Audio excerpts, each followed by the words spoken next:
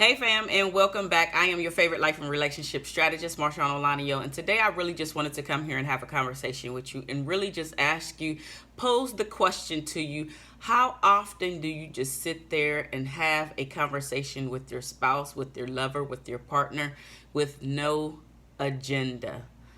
The types of conversations that I'm referring to are the conversations that have no points, no real what you are seeking an answer for, no underlying cause to have the conversation. You just want to connect. You just want to become intimate. You just want to hear and really be a part of what your spouse is actually going through, or just being there for him, for her. So I was having this conversation with one of my girlfriends, and we were just really just sitting back and talking and really just connecting with one another on a deeper level, really trying to get to know each other as friends. And it occurred to me while we were having that conversation that how often do even I, sit there and literally without an agenda have a talk, have a conversation, have a deep, intimate moment with my husband.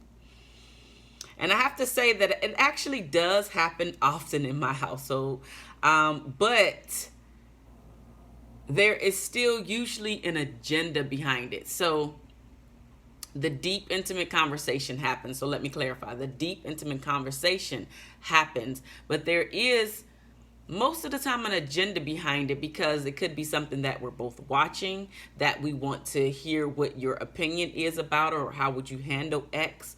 Or maybe we were talking to a friend and they mentioned something, so I wanted to hear what your thoughts about how you would handle the situation and what would occur, which way would you deal with it. So there are lots of conversations like that, but a lot of times we feel that we are lost in our relationships and we feel lonely. Let me repeat that. We feel lonely within our relationships because we're not really taking the time to connect, to just really be there, to make it a practice of just having conversations with our spouses. And why is that? The simple answer is life. The lengthier answer is everything that life throws at us. And we end up giving everybody the best parts of us when we return home from being out. And unfortunately, our spouse, our kids, our entire family gets the worst of us, gets the crumbs, gets the leftovers. And so why do we give the world our best and we come home and give our family the crumbs? This is just a talk for you to think about how you're showing up in your relationship. The things that you're actually doing to stay connected.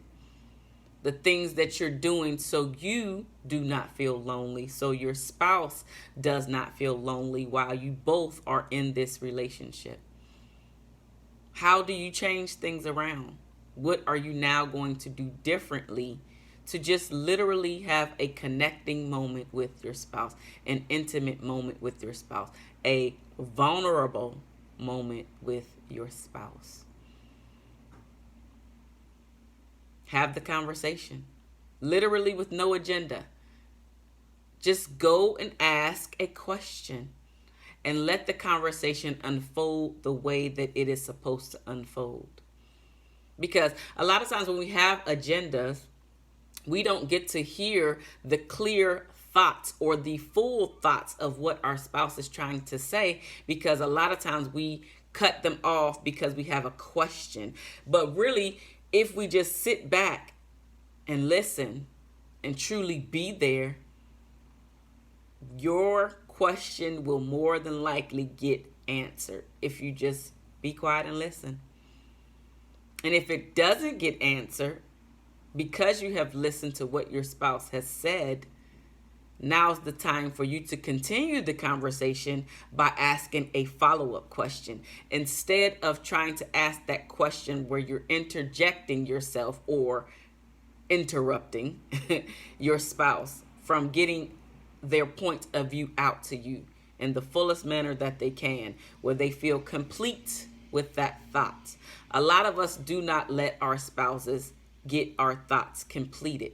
Maybe you are the person that is doing the interjecting, the hold on, let me just ask you a question, while your spouse is in the middle of their conversation, in the middle of their talk, in the middle of their sentence. But how about you take a different approach and just sit there and listen and let them complete that thought? Because if you let them complete that thought, I'm telling you, the time will pass.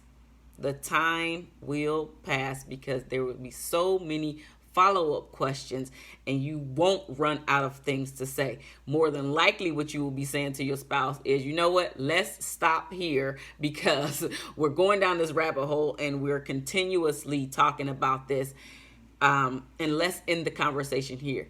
That is more than likely what's going to happen, because one question is going to lead to a second question, is going to lead to a third question, is going to lead to a fourth question, is going to lead to a fifth question, because the story for you as the person who's listening never is complete, which is why you have question after question after question after question, because you're trying to get the full picture, because there was something in there that was missing for you, which is why you are having another question about whatever the topic is that your spouse is talking about. I am asking you, I'm actually giving you some homework to take a moment out of your day, take a moment out of your week, take several moments out of your month to connect with your spouse by just going to have a conversation about your thoughts. So you don't even have to open up the conversation with the question. You could say, hey, this is what I was thinking about, and then let them in on said topic that you were thinking about. I was wondering what your thoughts were. So a question is automatically going to come up somewhere within your talk, even if you are not asking the question in the beginning. A question is going to come up because there are some clarifying events or missing information for the person that is listening to the story. When we tell stories, we actually know what's actually happening. So we think that we're giving a clear picture or a full, complete story, and we're not, which is why all of the questions come in. But it's healthy, because then I get to see, and your spouse gets to see, how you think as a person and how you handle things as a person. And all of this is revealing even more to me as the listener, as your spouse, as your partner, about you, the person who's actually talking. Go and have a conversation with no agenda, just to listen, just to connect, just to be there for your spouse as they talk about the things that they need to say, and just be there for them. I'll talk to you guys very soon. Again, this is MarshaunO, your favorite life and relationship strategist, and I will talk to you soon.